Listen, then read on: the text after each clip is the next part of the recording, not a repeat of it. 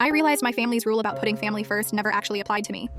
My mother looked me dead in the eyes and told me I was selfish for not giving my brother my savings for his third failed business. This was 2 weeks after she'd refused to lend me money for my surgery because she didn't want to touch her vacation fund. Growing up, the rule in our house was simple. Family first, always. My parents repeated it like scripture. They used it to justify every demand, every sacrifice, every one-sided expectation. I believed it completely. I was the oldest of 3. My brother Wesley was the golden child who could do no wrong. My sister Laurel was the baby who needed protection. I was the responsible one expected to hold everything together. When Wesley dropped out of college, I covered his rent for 8 months. When Laurel crashed her car, I gave her mine and took the bus to work for a year. When my parents couldn't make their mortgage payment, I emptied my savings account at 24. Family first, always. But somehow the rule only flowed in one direction. When I needed help with tuition, my parents said they couldn't afford it. When I asked Wesley to pay back what he owed, he said money shouldn't matter between siblings. When I needed a place to stay after my apartment flooded, Laurel said her guest room was being used for storage. I kept making excuses. They were going through hard times. They'd help me eventually. Family first meant sacrifice now and reward later. Then I got diagnosed with a condition requiring surgery. My insurance covered most of it, but I still needed $4,000 for the remaining costs. I'd just emptied my account helping Wesley's second business venture 6 months earlier. I called my mother. I explained the situation. I asked if she could help.